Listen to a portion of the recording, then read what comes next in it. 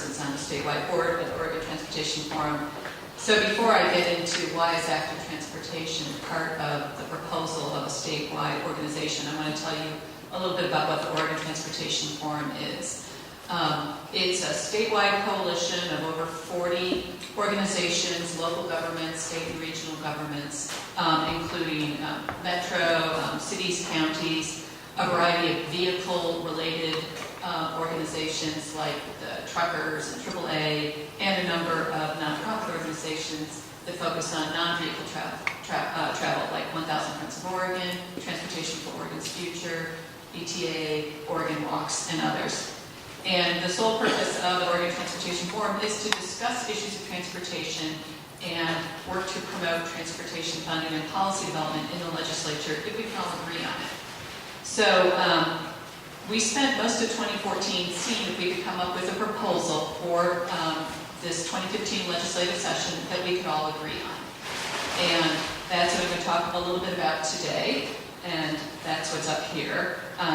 First, the Oregon Transportation Forum has 6 major proposals that we have put together and have brought to the legislature. They're not in a bill. They might never be together in one bill. They might be in several bills.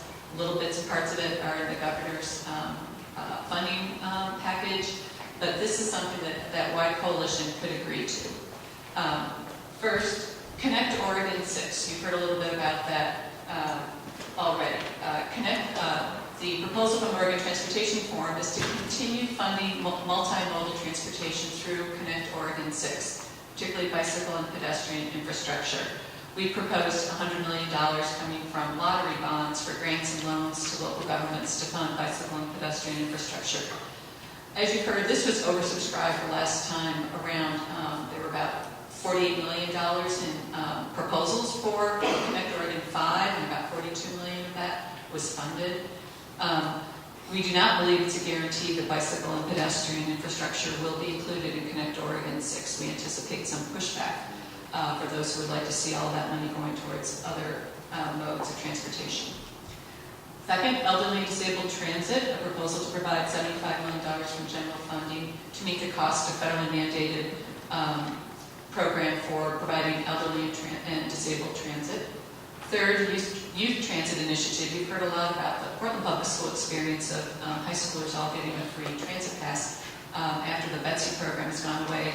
That is no longer true or available in a variety of other cities. So this is $20 million for local governments, school districts, and transit agencies around the state to get together, come up with a proposal, and apply for monies to enable high schoolers to take public transit to their high schools. They can either have a free transit pass, or perhaps the transit itself needs to be improved with more frequent bus routes.